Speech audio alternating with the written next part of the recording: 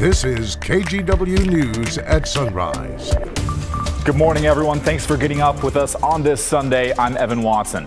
This morning on Sunrise, 1 week after the mass shootings in Colorado Springs, Lake Oswego students organize a vigil to mourn the lives lost and call for an end to gun violence.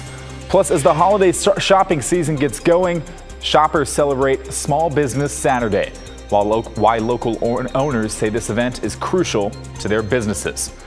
But first, let's check in with Chris McGinnis for a quick look at the forecast. Hey, Chris. And good morning, Evan. We are waking up to some rain here. Here's a live scan of radar, and we've got some showers now pushing through southwest Washington and northwest Oregon this morning. And over the last couple of hours, you can see the progress this front has made. So if it's not raining in your neighborhood just yet, it probably will be soon. Down towards Salem, you're probably dry for, a couple more minutes, but this system is dragging off to the south and east and pretty quickly at that. So a lot of us are going to get wet today, and even after that initial batch of rain pushes off to the south and east, there is plenty of moisture offshore, and that will come at us in the form of numerous showers as we head into this afternoon. We'll take up to the Cascades real quick. It looks like we've got a couple of snowflakes flying up at Timberline. The snow will fly heavily in the Cascades today. 46, last check at PDX, and it's breezy as well. South-southwest wind at 25. That breeze will be with us on and off for much of the day today. So occasional rain, breezy conditions, and temperatures not going very far. Mid-40s, I think, for daytime highs, and big-time snows in the Cascades. We'll have your full forecast coming up in just a few minutes. Evan? Thanks, Chris. It's now been 1 week since 5 people were shot and killed inside an LGBTQ+ nightclub in Colorado Springs. This week, people gathered at vigils and rallies all over the country to mourn the victims and to call for an end to gun violence. Alma McCarty attended one of those events Saturday in Lake Oswego. Standing up and speaking out against gun violence, bigotry, and hatred. And public silence for the lives taken by gun violence in these tragedies. Following the deadly mass shooting at Club Q in Colorado Springs that claimed the lives of 5 people last weekend, Perrin Tiemann and Flynn Williams organized a vigil at Millennium Plaza Park in Lake Oswego. They focused on the lives lost and the ongoing fight for properly enforced common sense gun laws. I was really grateful to be able to have this space to be able to mourn. I think it's really easy after a mass shooting to become desensitized because there are so many, but I think it's important to hold space for people to recognize that it's a terrible experience. It was especially important following the shooting at Club Q to show the LGBTQIA+ community, as members of that community, that we are here for them. Those in attendance Saturday, like Shannon Walton Clark, still recovering from the heartbreak. As a queer non-binary person married to a queer genderqueer person, our household just broke. I know what it's like to have a dance club and a gay bar be the only safe place. I know what it's like for that to be the sanctuary. And every time this happens, it's that feeling like it could have been one of us. It's that moment of knowing that this is all of us at the same time. Earlier this week in Vancouver, many came together in community, mourning the victims and mourning the loss of a sense of safety. But when it happens somewhere that we have dedicated as a safe space to build our community, it hits a deeper place of pain. Nobody is safe. We need to continually be vigilant and looking over our shoulders, and that sense of safety is not there.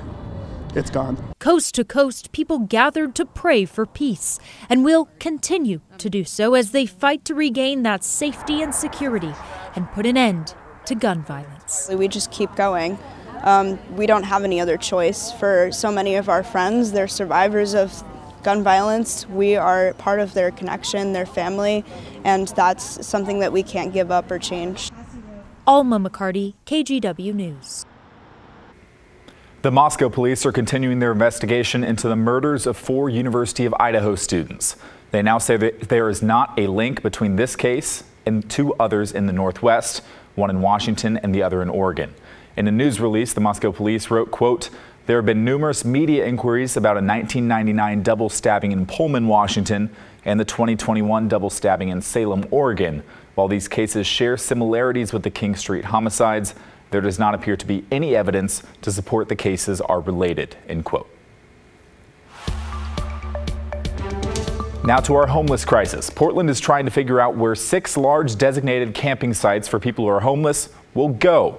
It's part of the mayor's new plan approved by City Council to get people off sidewalks and get them some help. Blair Best reports. Mayor Ted Wheeler is in the process of meeting with all the city's neighborhood associations and business districts ahead of choosing where these large camping sites will be. Now, these sites are meant to be alternative options for people who are currently camping on the sidewalks, since, according to this plan, unsanctioned homeless camping will no longer be allowed.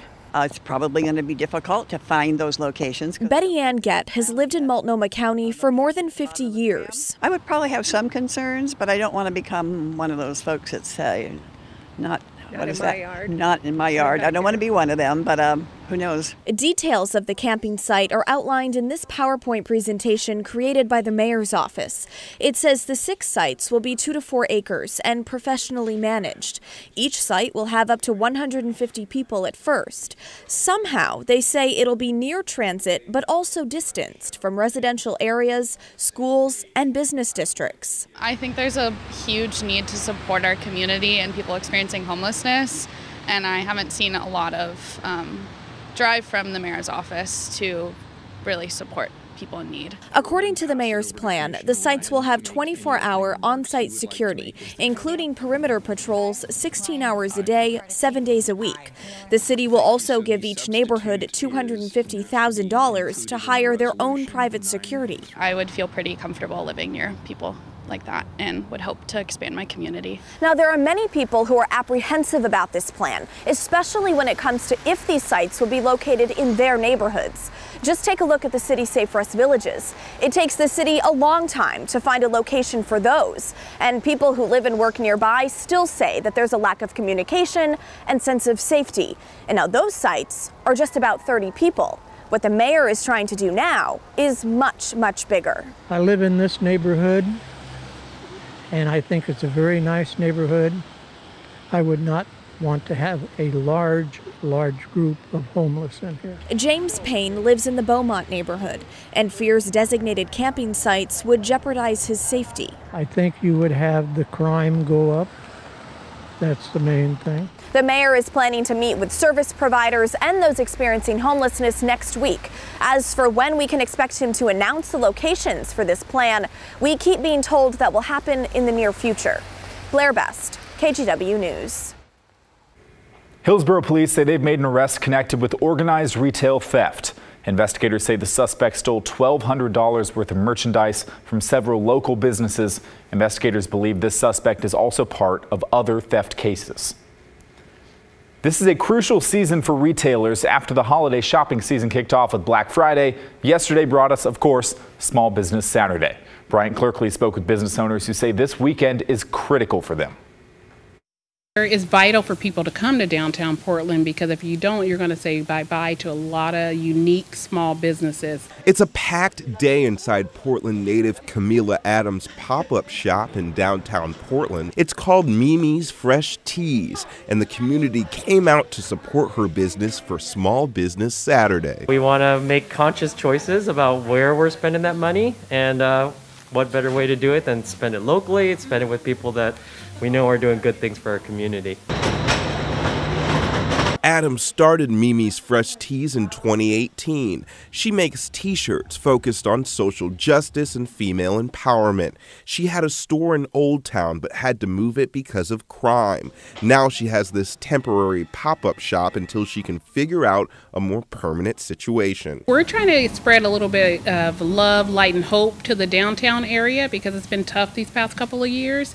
And shopping small means that you are supporting directly supporting families who live in Portland and who are women-owned businesses. Over at the Japanese American Museum of Oregon on Northwest Flanders Street, there's a new pop-up shop with Japanese-inspired gifts and crafts. The community came out to show support for this store as well. Most of them are made by Japanese or Japanese American artists that are here locally. Dee Torrey is the owner of Wool in downtown Portland. It's a gallery space with art and clothing.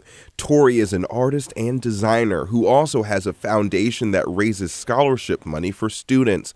When people buy items from Wool, Torrey says 50% of the profits go towards his foundation. So small businesses they could be niche markets that need to be supported in order to grow and become bigger, to have a voice in what they're existing for.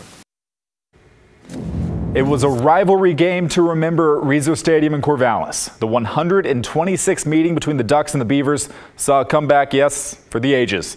The Ducks built a 31-10 lead in the third quarter and looked like they were ready to put this one away. But OSU took control in the fourth quarter, scoring the final 21 points, pulling off a 38-34 win to earn their 9th win of the season and getting a signature victory in the Jonathan Smith era. It meant a lot to the Beavers, who grew up here.